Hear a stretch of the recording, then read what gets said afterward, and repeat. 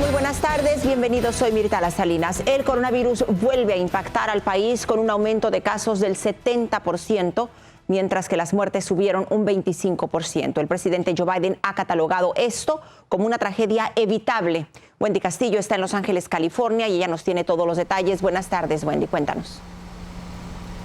Buenas tardes. En efecto, los hospitales a nivel nacional se están preparando ante esta nueva ola de contagios. Solo en Los Ángeles, California, las hospitalizaciones subieron un 42% en la última semana, algo que también amenaza con la reapertura económica.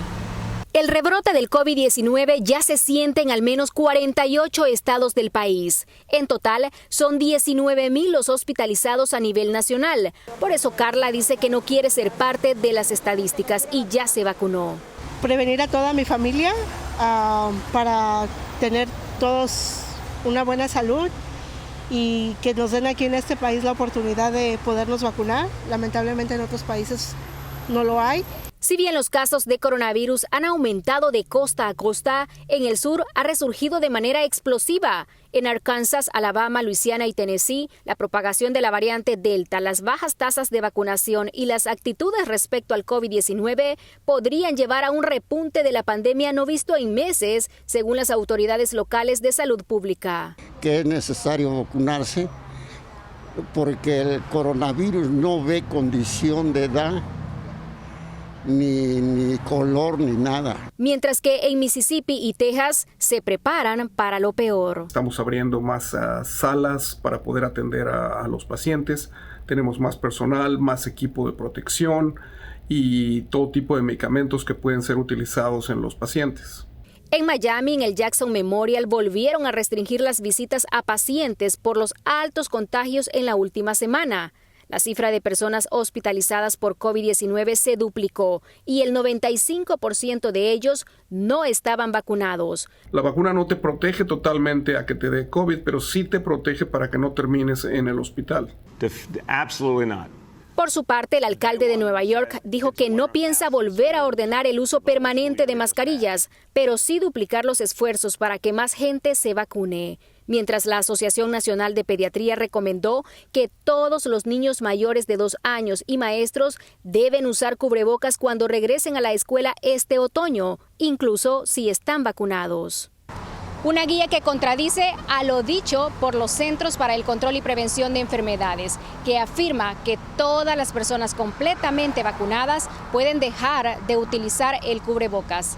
En Los Ángeles, California, soy Wendy Castillo. Regreso contigo. Gracias, Wendy. Y son precisamente esas recomendaciones tan diferentes las que confunden a la gente en cuanto a vacunarse o no. Y el COVID-19 aparece peligrosamente en el entorno de la presidenta de la Cámara de Representantes. Un asistente de Nancy Pelosi dio positivo al COVID-19, al parecer luego de asistir a una reunión con legisladores demócratas en Texas la semana pasada, al igual que un funcionario de la Casa Blanca que asistió a ese encuentro. El jefe de personal de la Cámara Baja, Drew Hamill, afirmó que Pelosi no estuvo expuesta al virus. Estados Unidos actualizó su advertencia de no viajar al Reino Unido, Indonesia y a otros 3 destinos debido al rebrote de COVID-19. Los CDC y el Departamento de Estado alertaron sobre el aumento en el riesgo de un contagio del virus en los países mencionados y también en Zimbabue, Fiji y las Islas Vírgenes. En alerta, los CDC recomiendan a los ciudadanos que si tienen que viajar al Reino Unido, deben estar completamente vacunados. Y los problemas en los aviones de Estados Unidos han aumentado en un 500% y en su mayoría son relacionados por el uso de la mascarilla. De los más de 3.500 reportes de pasajeros conflictivos, 2.605 los ocasionaron personas que se negaron a usar un cubrebocas. Esto lo informó la Administración de Seguridad en el Transporte.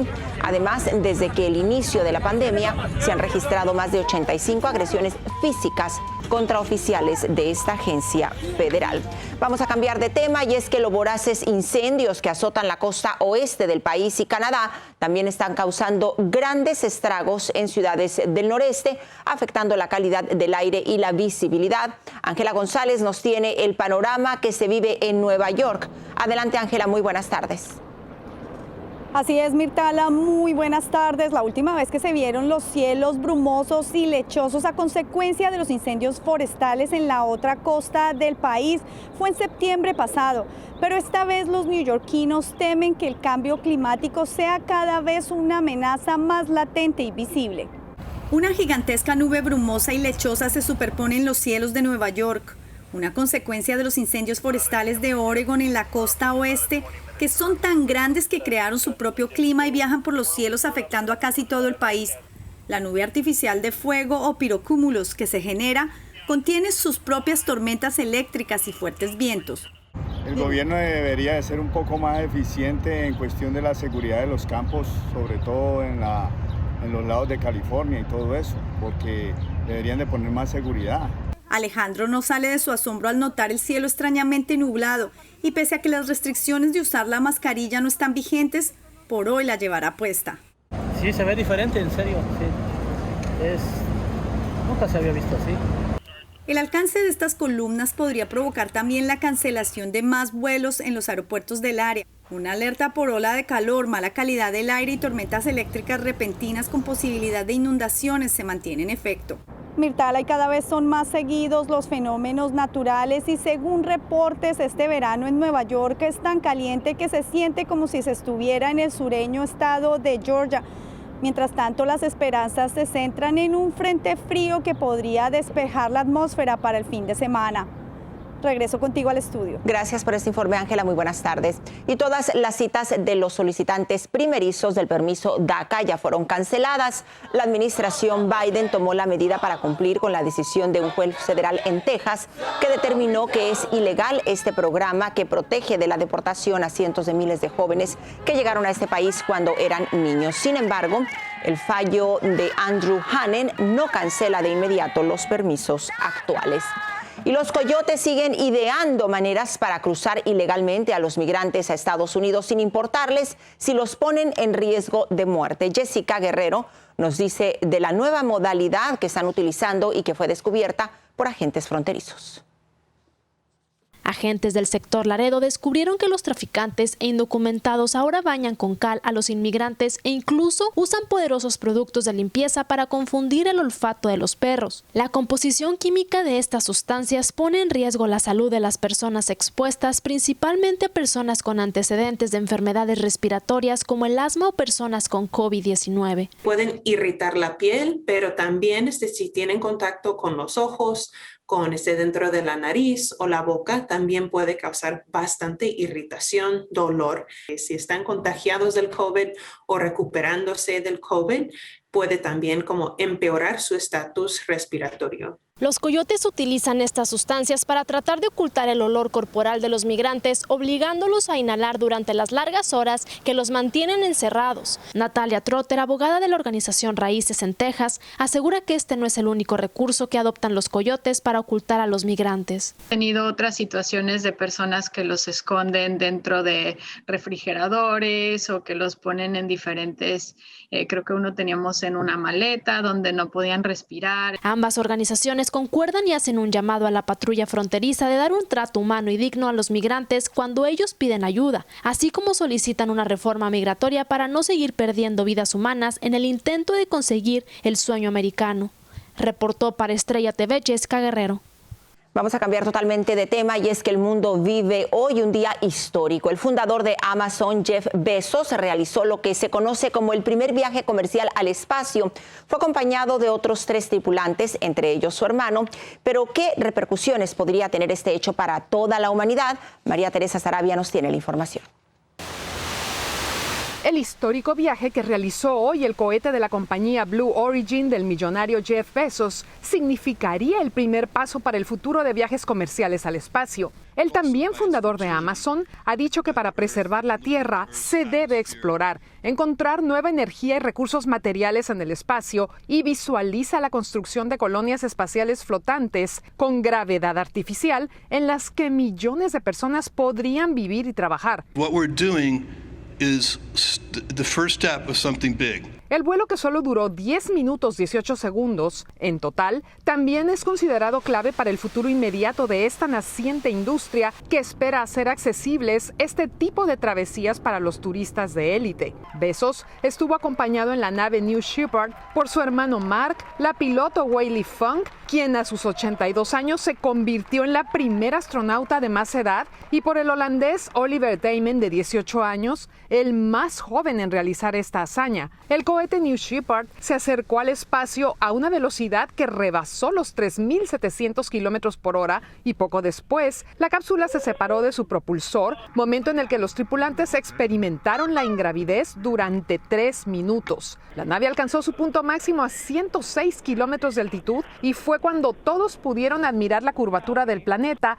y parte del resto del universo. Luego, el propulsor regresó a la Tierra, mientras que la cápsula lo hizo en caída libre, sostenida con 3 paracaídas gigantes para aterrizar con suavidad en el desierto. La misión tripulada, que despegó desde el oeste de Texas, coincidió con el aniversario número 52 de la llegada a la Luna. La compañía Blue Origin informó que planea realizar otros 2 viajes este año, el siguiente en septiembre u octubre y muchos más en el 2022. María Teresa Saravia, Noticiero Estrella TV.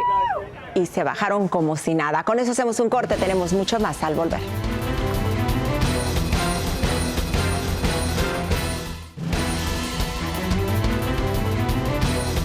Surge una iniciativa en el Congreso que tiene como objetivo restarle poder al presidente de Estados Unidos en temas de guerra, armamentos militares y decretos de estado de emergencia.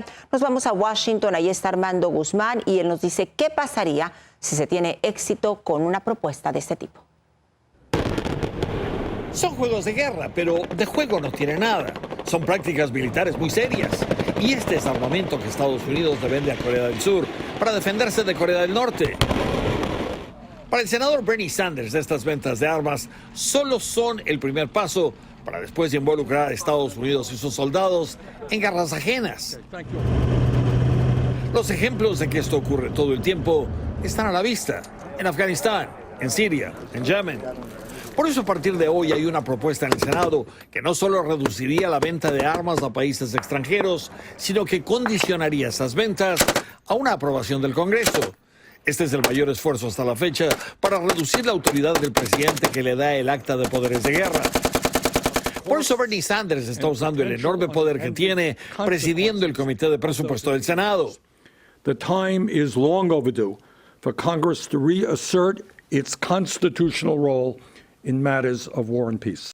La propuesta de los senadores invalidaría el acta de poderes de guerra y pondría al Congreso a decidir a dónde y cuándo mover a las Fuerzas Armadas. Ahora los portaaviones y otros sistemas de guerra. La propuesta de Sanders le daría al Congreso la sola autoridad para declarar emergencias nacionales, porque estas podrían ser usadas para justificar después ventas de sistemas de guerra. El acta de poderes de guerra es potestad exclusiva del presidente y somete a movimiento inmediato de soldados y fuerzas de guerra a decisiones ejecutivas. I will not send another generation of Americans to war in Afghanistan with no reasonable expectation of achieving a different outcome. La Cámara de Representantes tiene una propuesta similar. Los militares dicen que es más eficiente depender solo del presidente. Ahora, los militares se oponen porque ¿cuándo fue la última vez que usted escuchó que el Congreso se ponía de acuerdo en algo? Unos a favor, otros en contra, otros que no están, otros que van a regresar. Ahora, el ejemplo de Afganistán es solamente el más reciente. Esto no es solamente acerca de Afganistán. Es acerca de las decisiones del presidente de Estados Unidos en defensa y en seguridad nacional en el planeta entero. En Washington, Armando Guzmán, Noticiero Estrella TV. Gracias, Armando. Hacemos un corte, volvemos con más.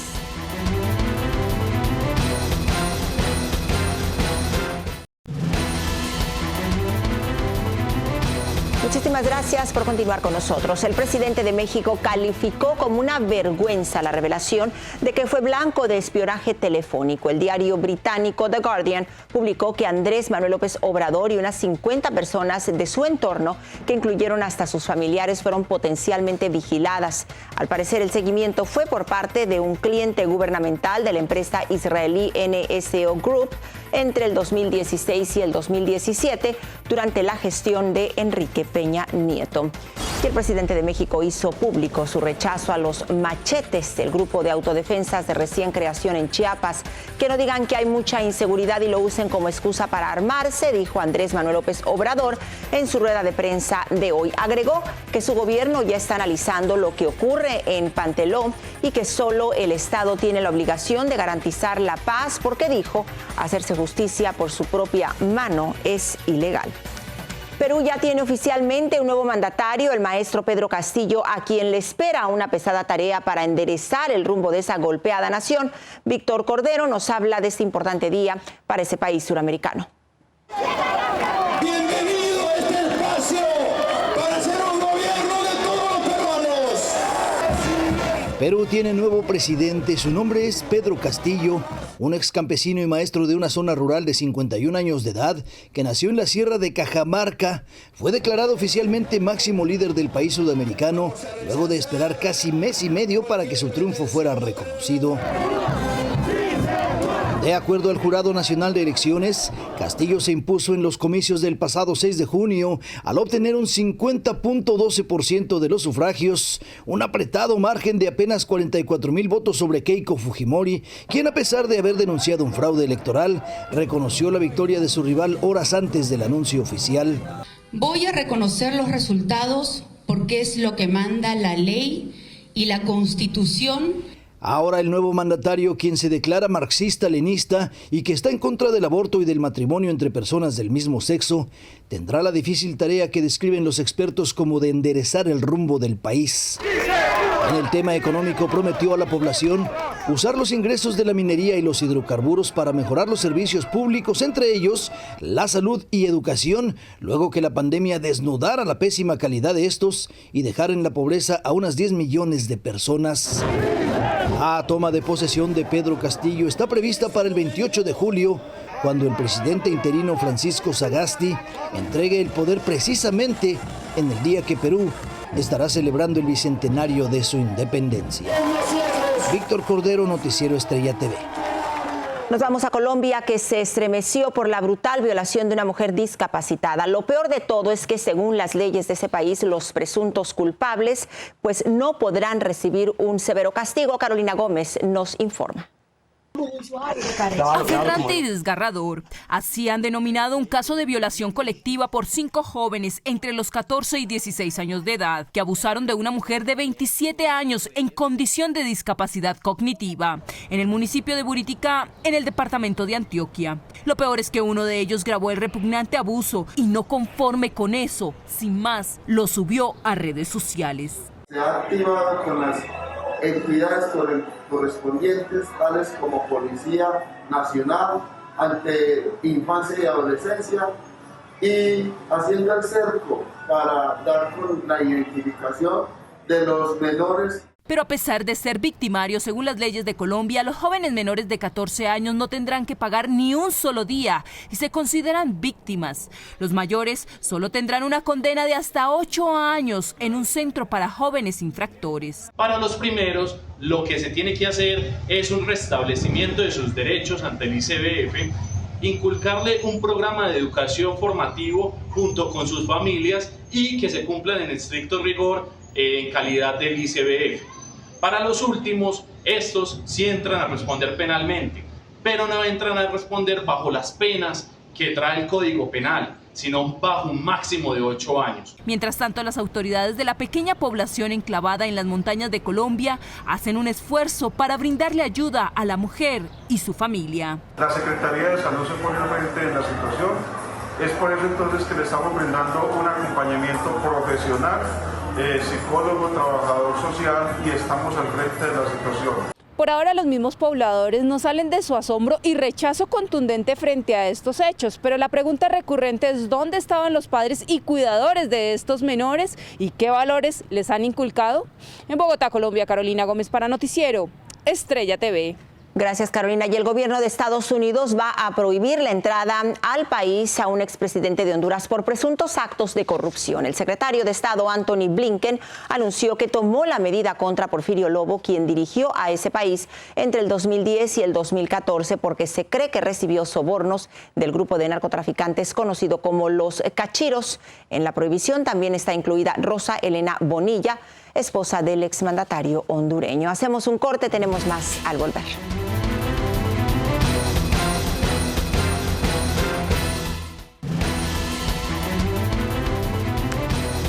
Con un partido de béisbol arrancarán hoy las actividades de los Juegos Olímpicos en Tokio. El partido entre Australia y Japón se va a jugar a las 9 de la mañana de este miércoles en Japón, pero en Argentina podrán verlo esta noche a las 9. Las competencias de esa disciplina y otras 5 van a comenzar antes de la ceremonia inaugural de la Olimpiada, que está programada para el viernes. Bueno, y ahora le vamos a mostrar la increíble travesura que le hicieron 3 niños a su papá, aunque con el único deseo de ayudarlo. Hay que aclarar esto, que lo hicieron para ayudarlo, pero véanlo. Los pequeños, muy acomedidos, metieron a la tina y hasta el inodoro la laptop, es decir, la computadora portátil, la cámara fotográfica y hasta los teléfonos celulares para dejarlos bien limpiecitos. Así que usted ya se imaginará la cara del papá